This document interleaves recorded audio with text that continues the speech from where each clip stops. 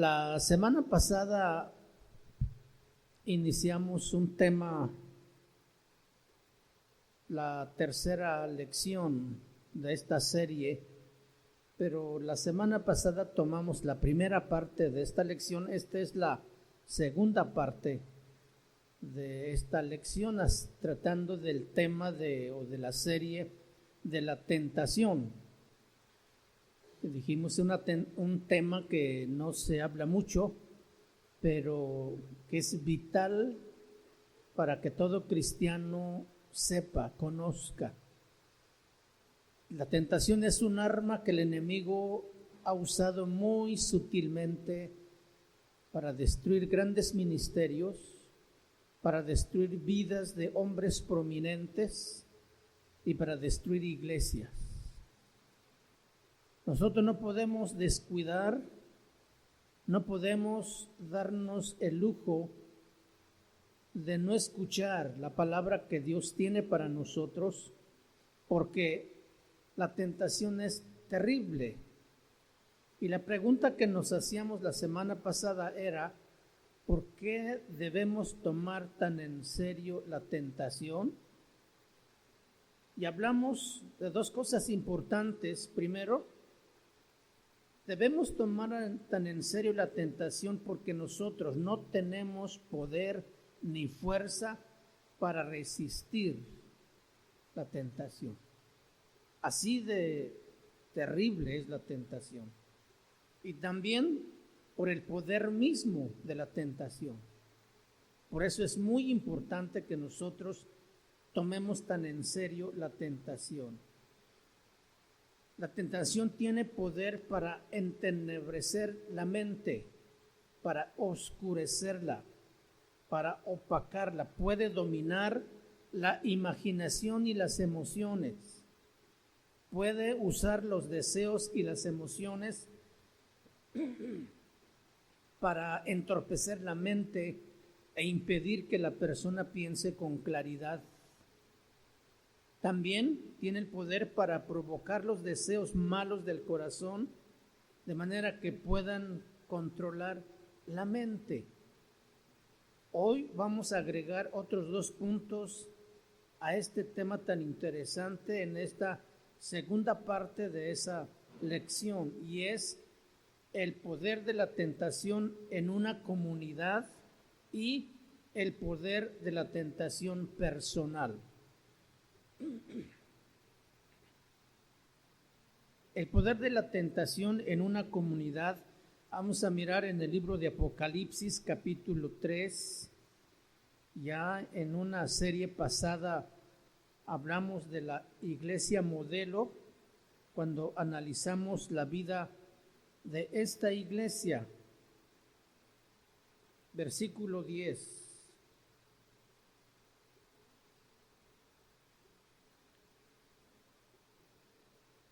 Apocalipsis 3:10 dice, porque por cuanto has guardado la palabra de mi paciencia, yo también te guardaré de la hora de la prueba. Esta frase, la hora de la prueba, lo vamos a estar manejando en esta lección. Debemos tomarlo muy en cuenta. Yo también te guardaré de la hora de la prueba que ha de venir sobre el mundo entero para probar a los que moran sobre la tierra. El Señor habla aquí de la hora de la prueba que ha de venir.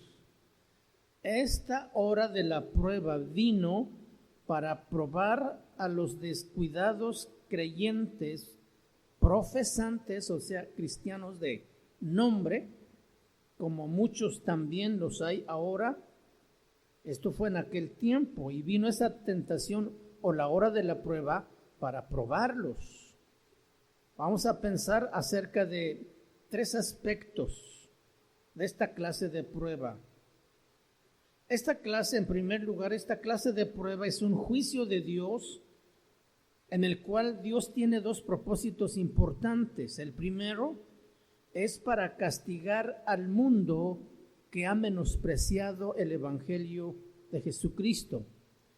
Y el segundo propósito es para juzgar a aquellos que falsamente dicen ser creyentes. Hay iglesias que están llenas de cristianos profesantes, cristianos de nombre. Y viene un tiempo de prueba para castigar a esa gente que falsamente dice ser cristiano. Y también para juzgar a aquellos que han rechazado el mensaje del Evangelio. Esto quiere decir entonces que la prueba tiene un poder especial para cumplir los propósitos de Dios. La Biblia habla de personas que no recibieron el amor a la verdad para ser salvos. Personas que no creyeron a la verdad, sino que se complacieron en la injusticia. Vamos a mirar en el libro de Segunda de Tesalonicenses, capítulo 2. Segunda de Tesalonicenses, capítulo 2, versículo 9. A fin de castigarlos, Dios les envía un espíritu de error para que crean la mentira. Dice el versículo 9. Segunda de Tesalonicenses 2, 9. Inicuo, cuyo advenimiento es por obra de Satanás, con gran poder y señales y prodigios mentirosos, y con todo engaño de iniquidad para los que se pierden por cuanto no recibieron el amor de la verdad para ser salvos. Por esto, Dios les envía un poder engañoso para que crean la mentira. Por eso Dios les envía un poder engañoso para que crean a la mentira. Las personas que han cerrado su corazón, que han negado totalmente el Evangelio, para ellos Dios les envía un poder engañoso para que crean a la mentira y sean condenados de esa manera. Dios no ha cambiado hasta el día de hoy. En su santa soberanía el Señor todavía envía estas pruebas, las cuales nunca son en vano, sino que Dios les da poder para cumplir lo que Él quiere. Un segundo aspecto de esta prueba es que esta clase de prueba incluye la tentación de seguir el mal ejemplo de otros creyentes profesantes. Esta clase de prueba incluye la tentación de seguir el mal ejemplo de otros creyentes profesantes que tienen una reputación de ser piadosos. O sea, aparentan que son cristianos verdaderos. Se disfrazan tan bien que no parece que trajeran algo escondido adentro.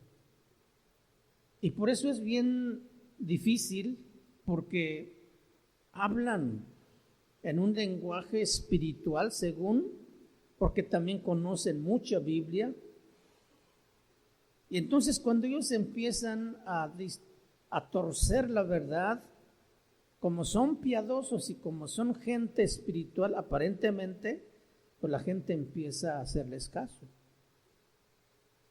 En los tiempos en que la iniquidad aumenta, las normas generales de la piedad entre el pueblo de Dios disminuyen y se diluyen, se debilitan. Esta declinación empieza con unos pocos creyentes que empiecen a ser, en primer lugar, negligentes en sus deberes cristianos, empiezan a ser descuidados y mundanos, empiezan a agarrar cosas del mundo, ¿verdad? Estos creyentes se sienten libres para seguir sus deseos pecaminosos.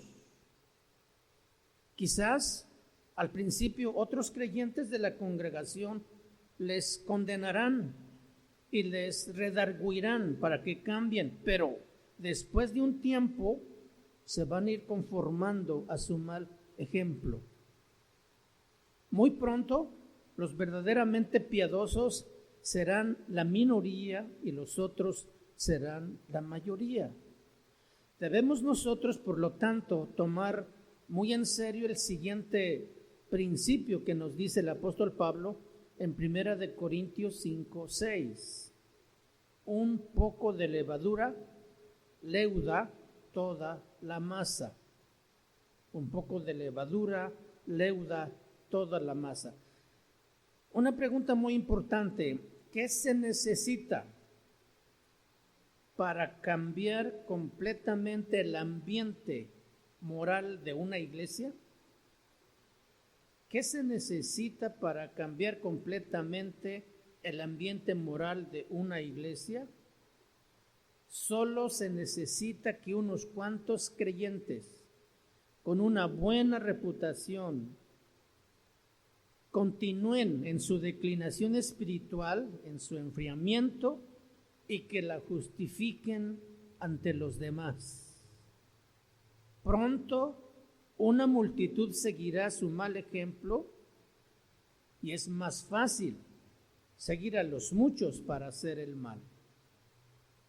En el libro de Éxodo, capítulo 23, versículo 2, el Señor dice al pueblo: no seguirás a los muchos para hacer mal. Este mismo principio es verdad en cuanto a enseñanzas falsas en las iglesias. Otra pregunta importante: ¿qué se necesita para cambiar la posición doctrinal de una iglesia? Todo lo que se necesita es que unos pocos creyentes de buena reputación justifiquen esas enseñanzas. No va a pasar mucho tiempo sin que la multitud comience también a seguirles. Muy pocos creyentes se percatan de cuán fuerte es la tentación para seguir el ejemplo de otros. En cada época, los creyentes deberían aprender a no poner su confianza en esos hombres piadosos, sino en la palabra de Dios. No más que sucede que también tienen una habilidad de palabra y una habilidad de convencer a la gente, aparte de su aparente vida de testimonio. La gente a veces no se percata de que está empezando a torcer la verdad.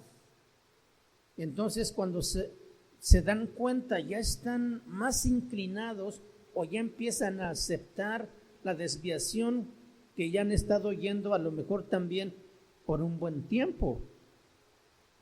Y este es el peligro.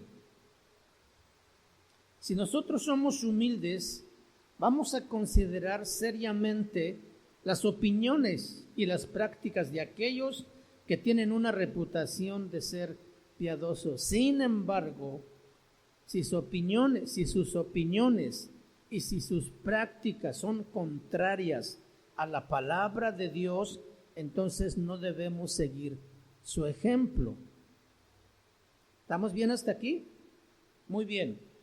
Esta clase de tentación generalmente incluye fuertes razones para seguir a la multitud hacia el mal. En el punto anterior, señalamos que hay una fuerte tentación para seguir el ejemplo de personas que tienen una buena reputación. Además de esto, estos líderes del mal pueden dar buenas razones para defender sus opiniones y sus prácticas. ¿Están ustedes dispuestos a pensar por sí mismos o permitirán que alguien piense por ustedes? Si permitimos que alguien piense por nosotros, muy fácilmente seremos desviados por esas falsas doctrinas. Por ejemplo, en el Nuevo Testamento, sin lugar a duda, da una enseñanza muy clara con relación a la libertad que el creyente tiene en Cristo. Tristemente, no es difícil para unos permitir estas enseñanzas poco a poco, pervirtiéndolas. Pero ciertamente los salvaguardas, los frenos, por decirlo así, de la santa ley de Dios son quitados y la libertad cristiana se convierte en un pretexto para el pecado. Si los creyentes fueran a ver desde el principio hasta dónde les conducirán estas enseñanzas, seguramente que con horror le darían la espalda. El problema es que no se nota porque es muy camuflado la verdad y poco a poco se va desviando. Si desde un inicio pudiéramos notar el final que va a tener todo eso, inmediatamente paramos el alto y le damos la espalda a esas doctrinas. Pudiera ser que algunos de estos maestros que enseñan mal tampoco se den cuenta al principio de las consecuencias que sus enseñanzas les van a traer. Al principio su desviación pudiera parecer pequeña y a lo mejor insignificante. Sin darse cuenta, los maestros y sus seguidores se desvían cada vez más y más de la verdad hasta que cambian la verdad de Dios por una mentira. Romanos 1:25, vamos ahí por favor. Romanos 1:25.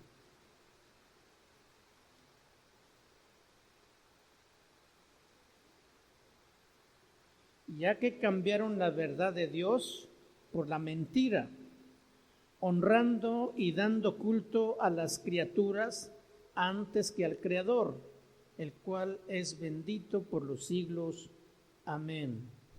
Por ejemplo, hoy en día hay un número creciente de cristianos profesantes que están dispuestos a minimizar y aún a negar la condenación bíblica de las prácticas homosexuales. Y hay cristianos que las justifican. Y esta es una ilustración moderna de esta advertencia. Otras ilustraciones de las desviaciones de los tiempos modernos son los métodos y las tácticas de evangelización, donde está carente o falta o pasan por alto en la predicación la necesidad de arrepentimiento y la sumisión al señorío de Cristo.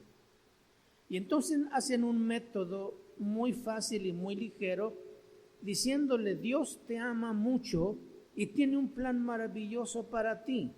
Recíbele en tu corazón, porque Él te ama con amor eterno. Y se van más inclinados a hablar solamente del amor, sin llevar a la persona a entender la condición de su corazón pecaminoso, hasta que pueda encontrar su necesidad y clamar a Dios arrepentido y alcanzar la salvación. Por eso es que muchas personas, escuchando un mensaje evangelístico tan superficial y tan diluido, pues fácilmente dicen: no, pues yo sí quiero. Pero no entienden cuál es el compromiso.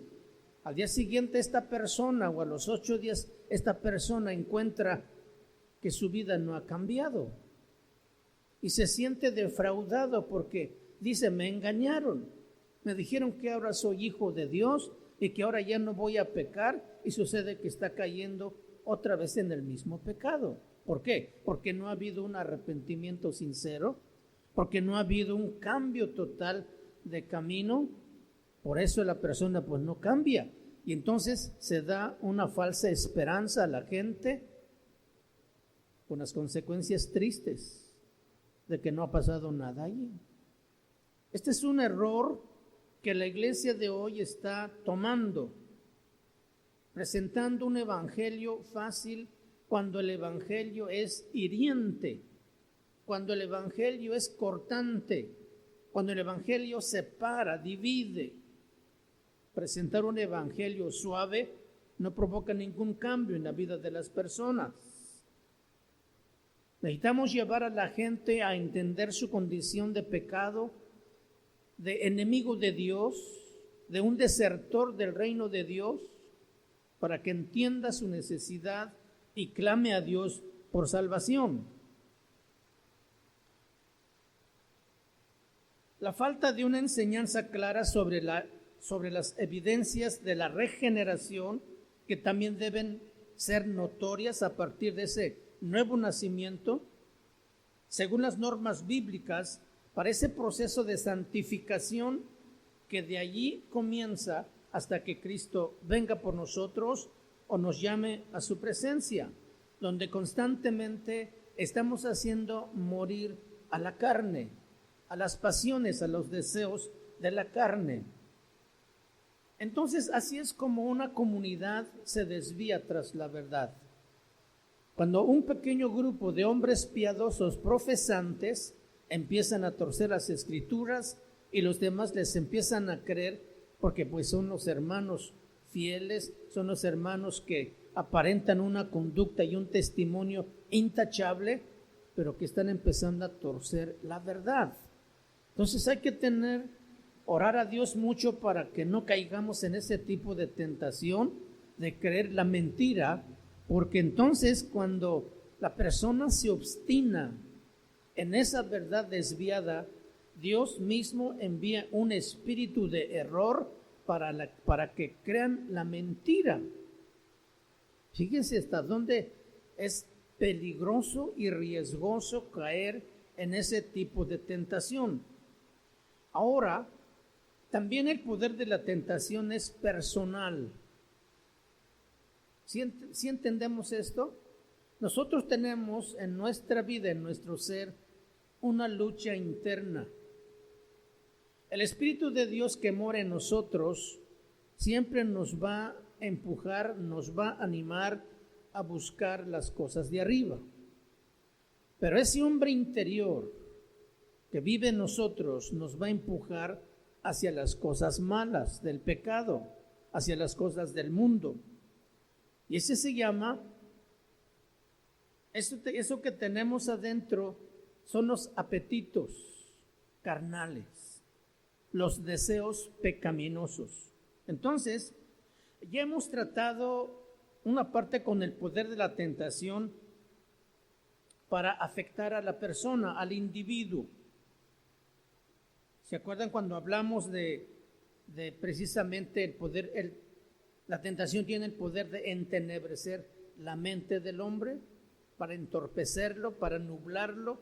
Ahora vamos a añadirle también a esto dos puntos importantes. Primero, ¿por qué es tan fuerte la hora de la tentación? Esto se explica porque hay dos poderes que obran cuando somos tentados. Uno es el poder mismo de la tentación desde afuera de nosotros, y el otro es el deseo pecaminoso en nuestro corazón.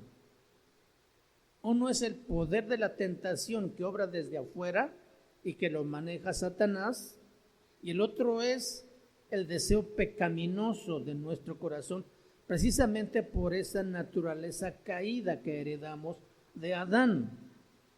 En la hora de la tentación, estos dos poderes se combinan, se juntan y toman poder uno del otro. A causa de la tentación, nuestros deseos pecaminosos crecen más fuertes. Y puesto que nuestros deseos pecaminosos han crecido más fuertes, entonces el poder de la tentación sobre nosotros crece también aún más fuerte. Hay algunas personas, inclusive o incluyendo creyentes, quienes en un tiempo nunca hubieran pensado en caer en ciertas prácticas pecaminosas. Ahora las están cometiendo con muy poca vergüenza y sin arrepentimiento y ni siquiera remordimiento en sus mentes. ¿Cómo es que llega a suceder esto? Podemos ilustrar este proceso con un ejemplo que ha llegado a ser demasiado común en estos tiempos, que es el rompimiento de un matrimonio cristiano a causa del adulterio. ¿Han escuchado alguien con esos problemas? Hay muchos en este tiempo. Cuando estas personas se casaron, tenían la sincera intención de permanecer fieles uno al otro hasta que la muerte los separara. Eso fue lo que dijeron. No obstante, por todas partes vemos adulterio, y aún en los que dicen también ser creyentes. ¿Cómo sucede esto? La respuesta se encuentra en este principio. El poder de la tentación da fuerza a los deseos pecaminosos para el adulterio. El poder de la tentación da fuerzas al deseo pecaminoso para el adulterio. Como el deseo pecaminoso es fortalecido, ya dijimos que eso está dentro, así el poder de la tentación crece hasta que el poder combinado de estos dos persuade a cometer el pecado del adulterio.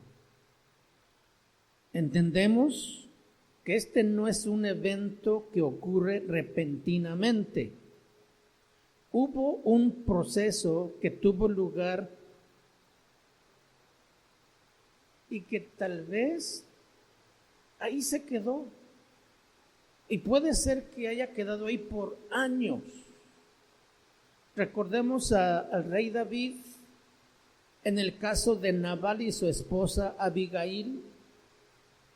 Pasaron años. Bueno, Abigail era mujer muy hermosa y se encuentran en el camino porque David había determinado destruir a Nabal, su esposo, que era un hombre malo, iracundo, era terrible, la trataba mal a Abigail. Y entonces cuando David se encuentra en el camino, ella viene y le ofrece presentes y le dice: ten misericordia, no destruyas a mi marido, es un tonto, es un insensato, entiéndelo. Ahí hubo algo cuando David se encuentra con Abigail, pero lo pudo reprimir, lo pudo controlar, y pasaron años. Cuando finalmente él está en el terrado de su palacio y ve a una mujer que se está bañando, que es Betsabé, la esposa de Urías, un oficial de su ejército, aquella tentación que había de alguna manera tocado a David, pero que la había controlado, quedó allí esperando el momento, años después, en la vida de Betsabé. Y entonces el poder de la tentación, más los deseos pecaminosos que estaban siendo gestados, se juntaron y creó el poder, y David cayó en el adulterio. No sé si tú puedes analizar un poco tu propia vida. ¿Algún momento en la juventud sentiste alguna atracción entre dos personas de diferente sexo y empieza a inquietar algo en su corazón? Empieza la imaginación a moverse, el pensamiento, y dices: no, eso no está bien, este es un pecado, y lo frenas. Ya la tentación entró y está empezando a trabajar para ganarse al traidor que tenemos dentro, que son los deseos pecaminosos, que finalmente tanto acercamiento, tanto pensar en eso, hacen unión y crean una fuerza terrible que llevan a la persona a caer en la siguiente oportunidad, que inconscientemente estaba, por decirlo así, esperando el momento. Por eso es que después, yo no sé, hemos notado algo triste, que las personas, las parejas, después de años, 30, 40, 50 años de vivir juntos como pareja, se separan. Se rompe esa relación. Y fue por adulterio. Porque no fue reforzándose esa relación al paso de los años. Es que los años no producen la fuerza de unión. Es la tentación la que destruye esa fuerza, la que trabaja hasta llevarlos a la separación. Y comenzó en algún momento de su vida, en el pasado. Hemos escuchado de casos muy tristes, como dije hace rato, de ministerios que han sido destruidos precisamente por este asunto de la tentación.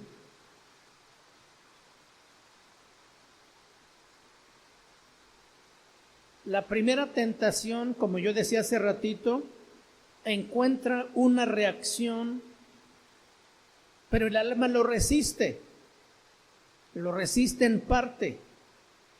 Quizás el alma se sintió ultrajada al contemplar esa posibilidad. No obstante, aunque la tentación haya sido resistido, ya ha entrado en el alma y ya ha empezado su obra de fortalecer el deseo pecaminoso para tal pecado. La tentación en varias maneras distintas alimenta ese deseo. Así el deseo crece y como resultado la tentación misma crece también con fuerza. Después de un tiempo, el deseo pecaminoso ha crecido tanto que solo necesita tener una oportunidad favorable y el pecado será consumado.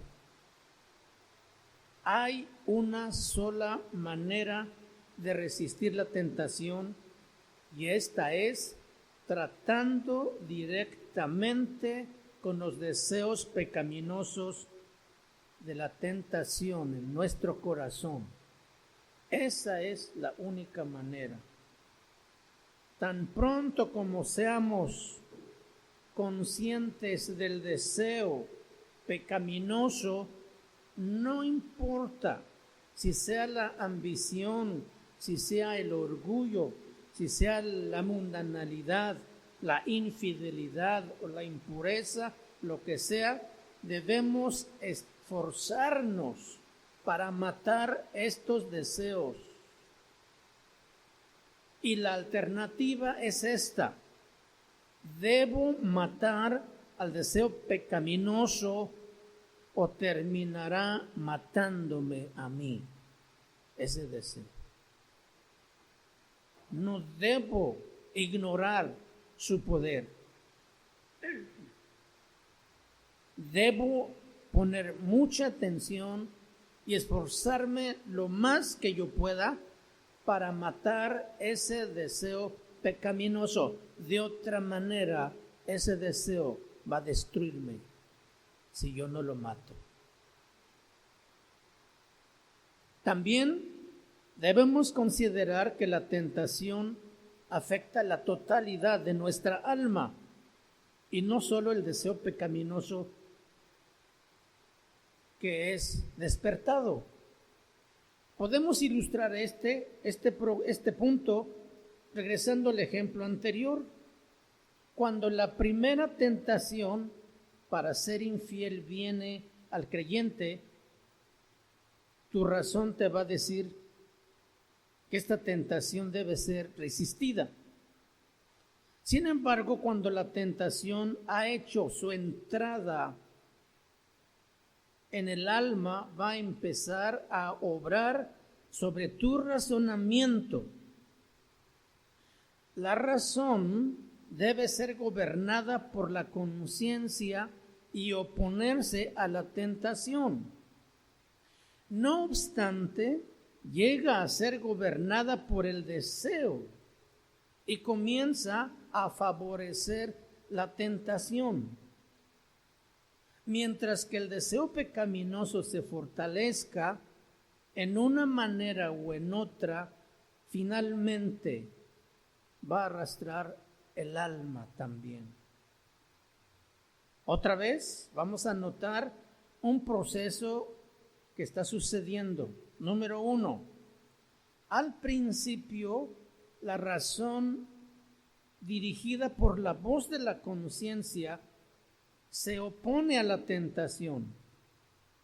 Una vez que la tentación haya entrado al alma, encontramos que la razón empieza a obrar progresivamente en favor de la tentación, como que va perdiendo fuerza y empieza a ceder al poder de la tentación.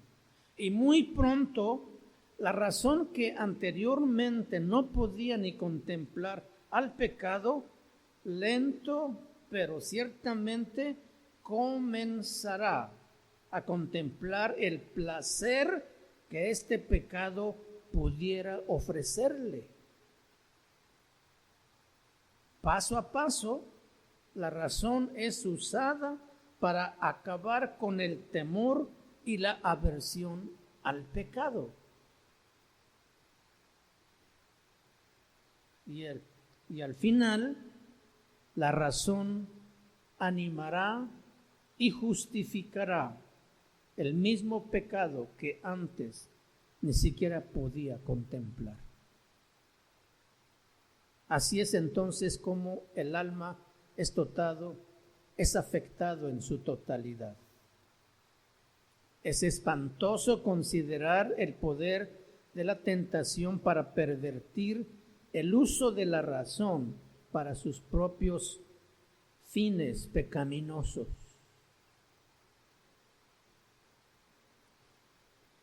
Aprendamos de nuestras propias experiencias y de los demás también. ¿Qué le ha enseñado a usted con la tentación en el pasado?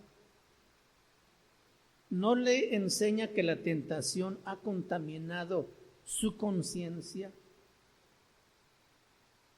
¿Que le ha robado la paz? ¿Que lo ha debilitado en su obediencia a los mandamientos de Dios? ¿Y que le ha escondido el rostro de Dios? Yo no sé si usted ha sentido este punto cuando usted siente que Dios ya no lo mira a usted.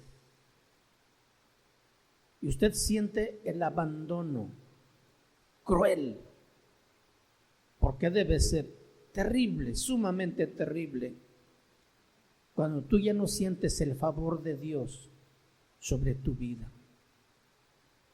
Y esto quiere decir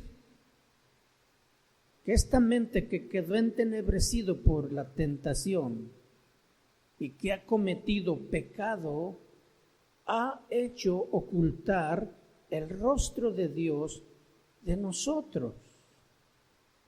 Y ese abandono fue percibido por nuestro Señor Jesucristo cuando estaba en la cruz, llevando consigo todos nuestros pecados, que Dios apartó su rostro de él y él clama: Padre, ¿por qué me has abandonado?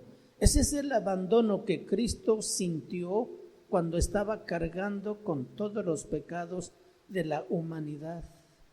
Dios el Padre no quiso ver en su Hijo cargando esos pecados y por un instante Él apartó su rostro sobre él y Jesús lo percibió.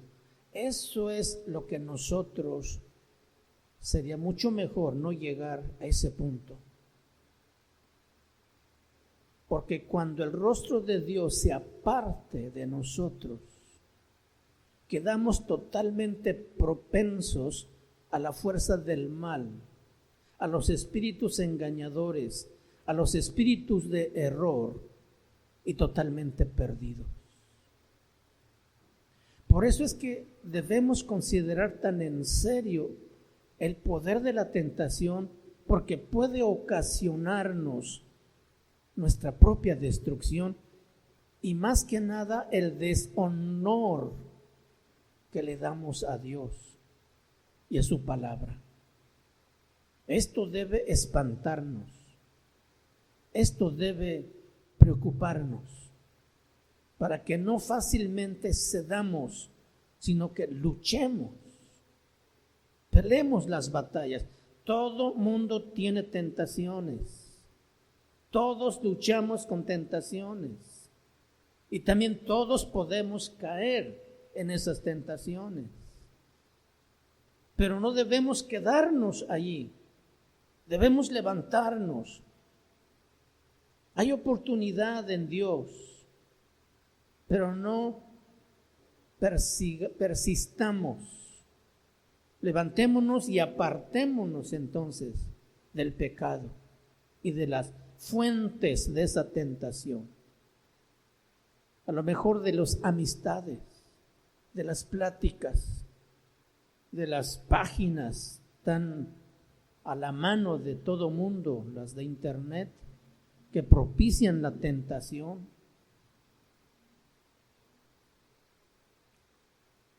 Fíjense, una imagen pornográfica lleva 3 segundos para imprimirse en tu mente y 20 años para quitarse.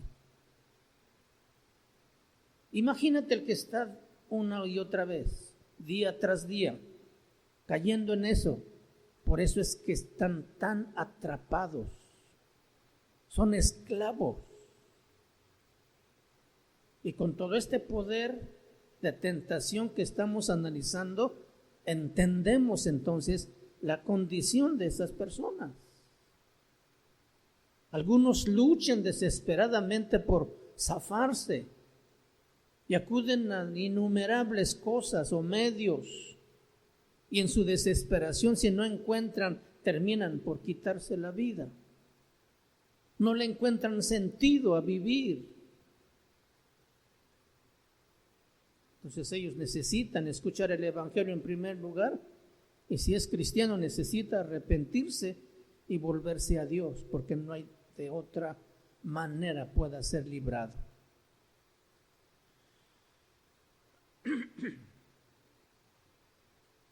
La meta de Satanás al tentar a los hombres siempre es la misma.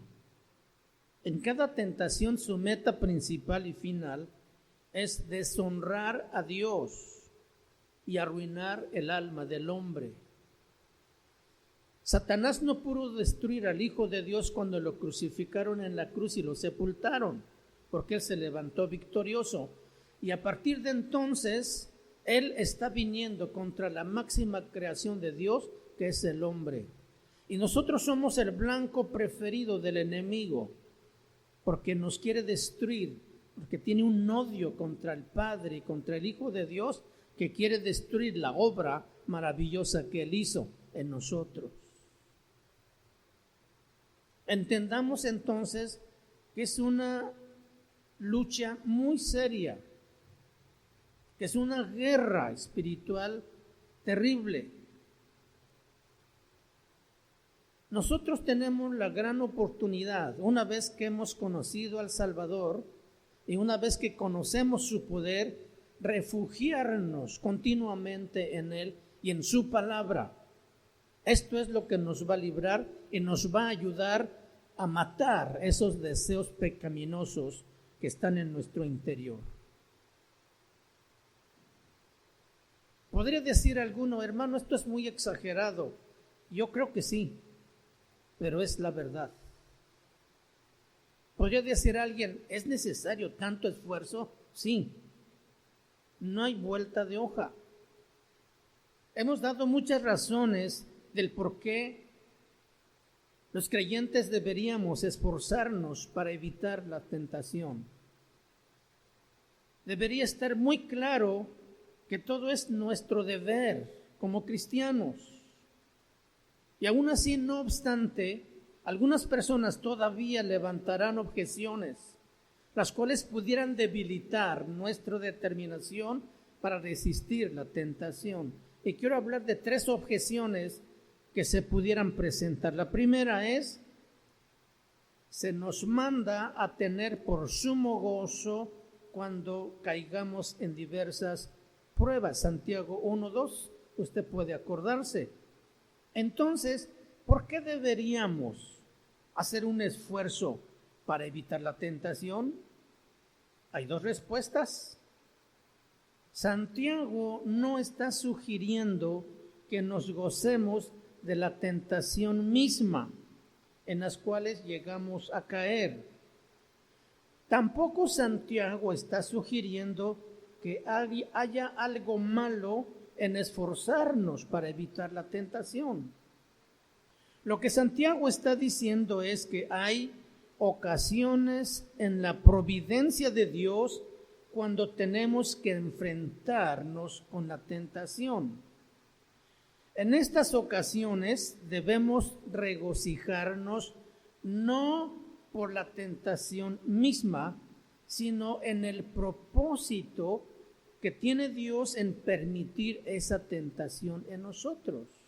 Entonces, cuando Santiago dice que nos alegremos por las pruebas que nos vienen, no está hablando que nos alegremos por la tentación misma, sino por el propósito que Dios tiene. Y Dios tiene el propósito de Dios cuando nos prueba, primero, para que sepamos lo que tenemos dentro. Ya hablamos esto en una lección anterior. También para mostrarnos cuánto necesitamos de Él. Y cuando Dios permite esa prueba venir a nosotros, es para ayudarnos a crecer, contrariamente a los fines que Satanás usa, que es para que nosotros deshonremos a Dios y para destruirnos. Son cosas totalmente diferentes. Entonces es en esas ocasiones que debemos regocijarnos, no en la tentación misma, sino en el propósito de Dios en permitir la tentación. Como ya hemos visto entonces en la primera lección, la Biblia usa la palabra tentación en 2 sentidos. Santiago mismo la usa en 2 sentidos diferentes, en Santiago 1:2 y en Santiago 1:13. La versión Reina Valera 60, que es la Biblia que usamos, traduce la palabra como prueba en el versículo 2 de Santiago 1 y como tentador o tentación en el versículo 13. En el primer sentido, como prueba, es Dios quien usa la tentación y es con un buen propósito. En el segundo sentido, que es la palabra o la idea de tratar de persuadir hacia el pecado, y es solamente el diablo quien usa en esta manera la tentación, para persuadir, para empujar, para animar al hombre a pecar contra Dios. Nadie puede regocijarse de ser tentado a pecar, porque la meta de tal tentación siempre será mala. Entonces, cuando Santiago dice que nos gocemos cuando nos hallemos en diversas pruebas, es por lo que Dios va a obtener como resultado de ese tiempo de prueba que estamos pasando. Dios encamina las pruebas para nuestro bien. Amén. La segunda objeción sería, Jesucristo mismo fue tentado. Entonces, ¿cómo puede ser malo para nosotros tener una experiencia semejante? Además, en Hebreos 2:16 al 18 indica que esta experiencia fue ventajosa para Cristo, porque le ayudó a ser un sacerdote misericordioso que nos puede entender mejor. Sí es cierto que Jesucristo fue tentado, pero igualmente es cierto que no se colocó voluntariamente en el camino de la tentación. Cristo dijo que hacer tal cosa es tentar al Señor tu Dios. Cristo sufrió la tentación, pero no conoció pecado él nunca pecó. Cuando el príncipe de este mundo se acercó a Cristo, dice la palabra, no encontró nada en él. Y esto es muy diferente en el caso de cada uno de nosotros, porque el diablo sí tiene algo en nosotros. Y ese algo que tiene el diablo en nosotros es un aliado en nuestros deseos pecaminosos de los que hemos estado hablando. Esos que nos inclinan y nos empujan a caer en la tentación. En Cristo no tuvo eso el diablo, pero en nosotros sí lo tiene. Nosotros nunca salimos de la tentación como Cristo. Él salió puro y sin contaminación. A nosotros nos es imposible escapar completamente de la tentación, pero debemos hacer todo lo que podamos para no ser atrapados ni contaminados por ella. Entonces esta objeción no es válida. Hay otra tercera también. Dice, Dios ha hecho promesas de que nos guardará en la tentación. ¿Se acuerdan cuando el diablo lo tentó? Échate abajo, que Dios mandará sus ángeles para que te guarden y tu pie no tropiece. Así lo dijo. Dios sí ha hecho promesas de que nos va a guardar de la tentación. Primera de Corintios 10:13 y segunda de Pedro 2:19. Entonces, ¿por qué deberíamos nosotros esforzarnos para no entrar en tentación? Dios nos ha dado promesas preciosas que son para animarnos a nuestra lucha en contra de la tentación. Pero apelar a ciertas promesas como un pretexto para no pelear contra la tentación es abusar de esas promesas. Notemos que la promesa de 1 de Corintios 10:13 viene inmediatamente de un mandamiento muy claro que dice, el que piense estar firme, no caiga. Mire que no caiga. Si nosotros somos obstinados o si descuidamos nuestros deberes como cristianos y así entramos en la tentación, entonces la promesa de Dios no es para nosotros, porque nosotros estamos provocando esa tentación. La promesa es hecha para aquellos que entran en tentación a pesar de todos los esfuerzos que hacen para evitarlo. Entonces, las promesas de Dios no son promesas indiscriminadas para aquellos que voluntariamente entran en la tentación. Amén. Si nosotros vamos voluntariamente en el camino de la tentación, estamos dejando entonces los caminos de Dios. Y las promesas de Dios son para aquellos que andan y están en los caminos de Dios, no para aquellos que se alejan de esos caminos. Un hijo de Dios sabe que la gracia de Dios es suficiente para guardarnos de apartarnos de Dios. Sabe que el Hijo de Dios no puede perecer. San Juan 10:28.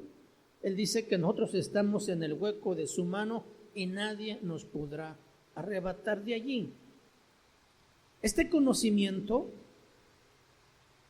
no le anima a usted para ser descuidado con respecto a la tentación.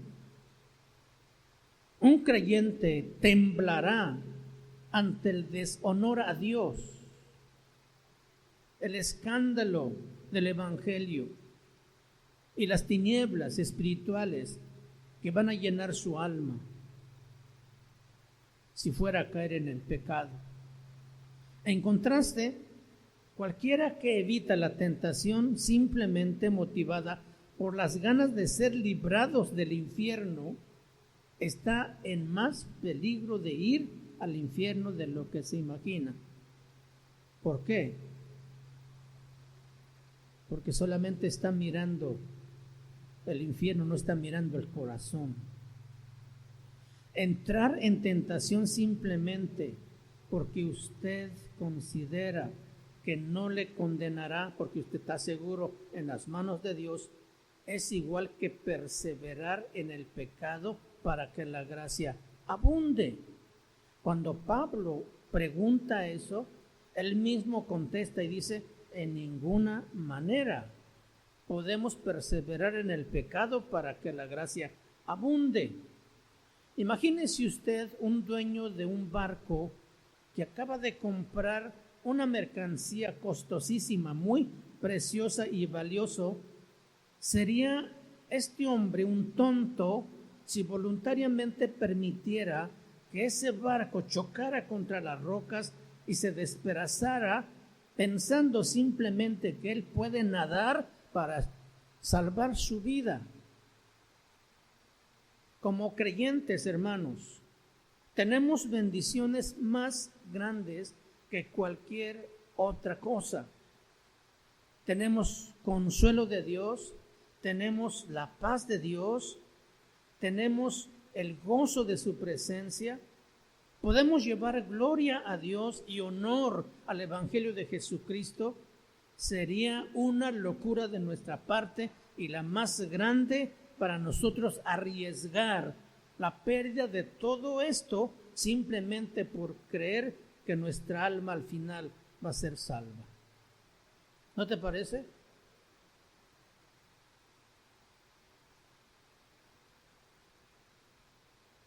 Por eso es muy importante tomar en serio el poder de la tentación. Yo deseo y oro a Dios que cada día tomemos más conciencia de esto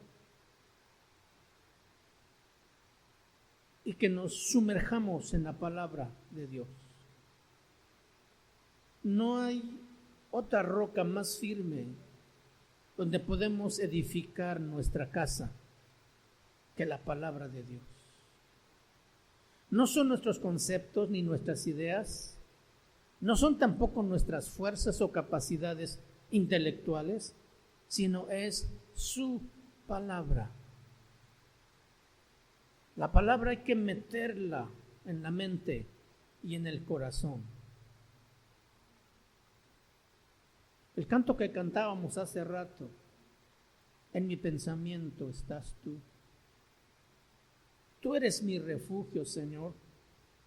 ¿A dónde más puedo ir? ¿A dónde más podemos acudir para que tengamos paz en nuestro corazón cuando estamos en medio de la tentación? Cuando ese poder infernal nos asedia para buscar o empujarnos para pecar y ofender a Dios, ¿a dónde más podemos ir? Nada más hay un refugio, y ese refugio es Dios y su palabra. Debemos estar conscientes de que todo el tiempo tenemos necesidad de estar con nuestro Dios, de no apartarnos de ese refugio.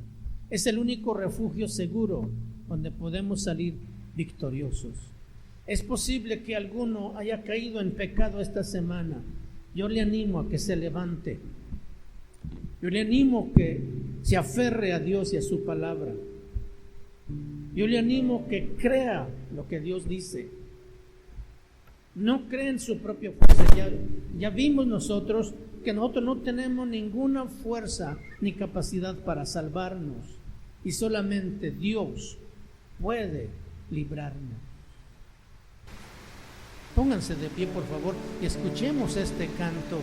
Y de veras analicemos todo lo que Dios nos ha dado para que no menospreciemos tanta riqueza que tenemos y que podemos echar a perder solamente por un momento de debilidad, de descuido o de flaqueza para entrar en la tentación.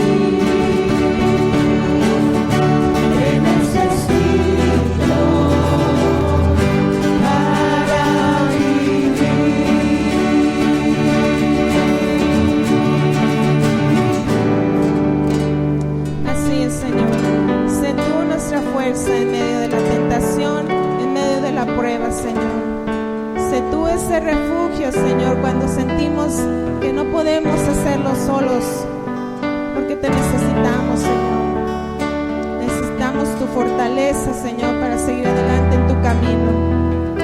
Gracias, Señor, por esta palabra que hemos aprendido el día de hoy, porque es necesaria para nuestra vida, para nuestra edificación, Señor. Tú por medio de esta palabra has redarguido nuestro corazón, Señor, y nos has enseñado.